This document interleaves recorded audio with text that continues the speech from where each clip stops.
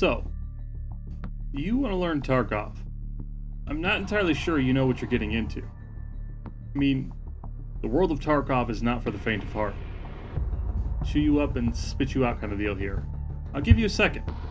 Take your time. Think about it.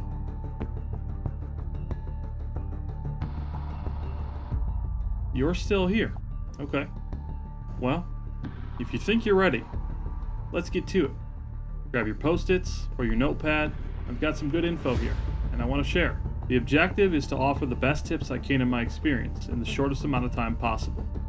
After all, I don't want to keep you here all day.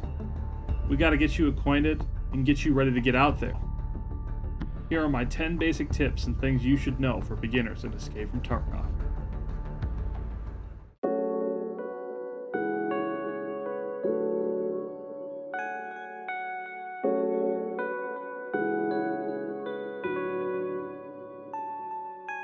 Escape from Tarkov has a huge learning curve. There is a lot of things to learn, but this list focuses on what's most important, I feel. On a side note, I want to try and keep each number or bit of information at 60 seconds or less. So okay, let's start with the additions. Understand early on that Escape from Tarkov is an early access game. Yes, it is in beta, but there are problems. The game is still actively being developed, but there are still a bunch you can do to support the system. Offer feedback, follow and retweet Battlestate Games on Twitter, forward information to your friends and community if you stream, and lastly, you can purchase the edition of a game based on the size of inventory you'd like or what you can afford. Each edition has more room than the version previous to it, and each edition will come with a different size protective case. Your protective case is a secret stash that only you can see in the raid. Basically, if you find something of high value, you would put it in your protective case to guarantee that if you die, you have something to profit from your potential losses. As you begin playing the game, you can run out of stash room quickly. If you decide you really enjoy the game, Battlestate Games has made it extremely easy to upgrade without purchasing another account. All you have to do is pay the difference for the next version up if you decide you like a bigger stash or a larger protective case. Also, let me be clear, Tarkov is not pay to win. With opportunities to purchase cases within the traders and utilize those cases to maximize the size of your stash efficiently, it is a pretty even playing field. Next, I want to talk about the objective of Tarkov and what to expect. If you've played games like DayZ Standalone before, then you know that loot is crucial, and that placing your shots correctly is vital to whether or not you live in a combat situation.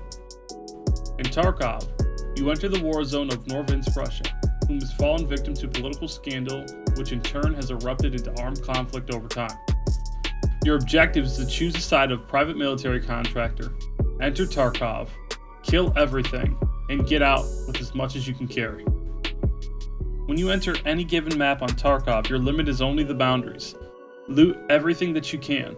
Find keys to open doors that have better loot behind them, and prepare yourself to fight other PMCs in the raid that are going to try to do whatever it takes to stop you from gathering the best loot possible. The combination of all of these things make Tarkov an adrenaline-filled experience that is second to none. When you enter Tarkov, nothing is guaranteed, and everything wants you dead. Number 3 is map knowledge. There are currently 6 maps to play on EFT. The Lab, which requires purchase or looting of an entry keycard. Customs, Interchange, Woods, Factory, and Shoreline. Each map is unique in size with some AI differences. There is a lot to learn with each of these, and the best way to learn the maps is to play them equally. You can do this by playing EFT online, playing against actual players and AI scavs in the raids, or you can practice these raids offline, simply by going through the map selection, picking your time, and before the insurance screen, select Enable Offline, and you can choose if you'd like to test your gun to play against scavengers in the raid, which are not to be taken lightly, or run through to memorize loot locations and choke points for a tactical advantage. 4 is the importance of tasking. There are currently 7 traders with an assortment of items for purchase in Tarkov. Proper, the Therapist, Fence, Skier, Peacekeeper, Mechanic, and Ragman. Each of these traders is different in the things they sell and buy, as well as a currency difference for Peacekeeper. These traders, with the exception for Fence, all have a selection of in-game missions to complete. These missions unlock items for purchase, increase your reputation with the said trader, and also reward XP, which also unlocks the ability to master a trader and in turn would allow you to purchase and trade for everything they offer at the appropriate level. Tasking is important because if you don't quite have your gunplay where you want it, at the very least once you reach a high enough level, you'll be able to purchase higher tier munitions, which will boost your chances of winning gunfights against higher tier PMCs. On top of all of this, after each task is completed, the trader will usually reward you with currency and higher tier loot on top of your experience. Number 5 is looting. Each map has levels of loot from low tier to high tier, and the importance of these items ranges since you'll need items like gunpowder and circuit boards for trader quests. Looting is simple enough if you know where to look and what to prioritize. You can find valuables in jackets, weapon cases, duffel bags, scav pockets, and even just lying around if you're observant enough. Each map has specific points of interest that will attract the most heavily geared PMCs. Prepare yourself not only for escape, but for a fight. In Tarkov, it doesn't necessarily matter how much gear you have, if a hatchet runner with an empty protector case makes it there first. Be on the lookout for more tutorials on where to loot on each map specifically.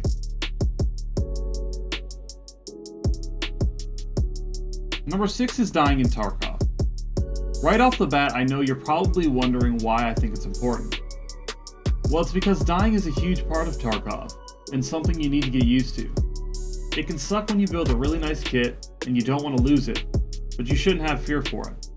Money in Tarkov comes and goes. You will recover from a loss, and most importantly, you learn to evaluate what you did wrong and try to change that for the next fight. High skill level players like Chicken Prism often attack without regard for their own life. Playing like this can go either way, but when you come out on top, it's so worth it. I use Chicken as an example here because he often finds inventive ways for his community to get involved, and they get him killed more often than not. He finds it fun, and it makes for really interesting gameplay.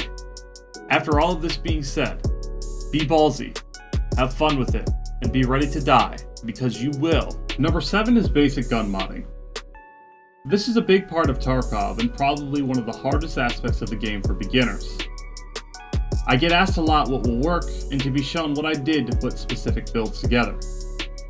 If you aren't too familiar with firearms, fear not. Battlestate came up with a great idea to help players learn how to modify weapons. At some point during your stay in Tarkov, you'll be given quests from a trader known as Mechanic.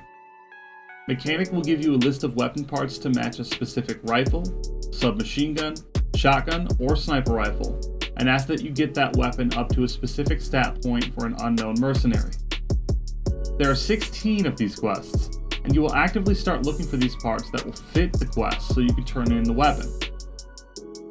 As time goes on, this will become easier, I promise. Repetition is key.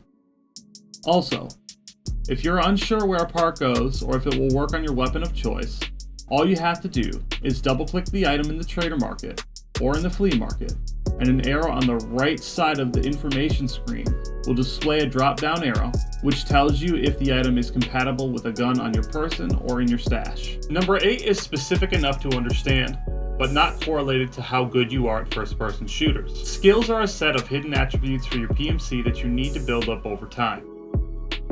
You work on these simply by playing.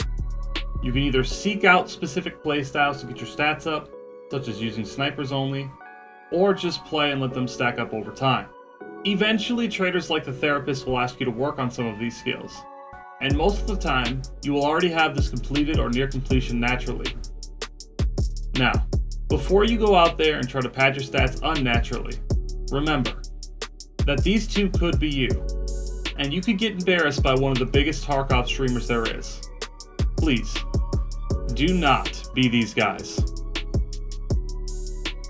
Chances are if you're here, you are dedicated to learning Tarkov as best as possible.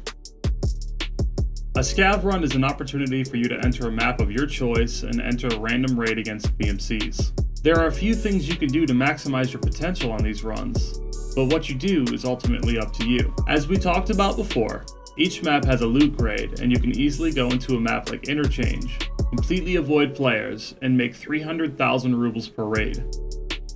You can also play aggressively and attempt to track down every PMC you can to take their gear as well.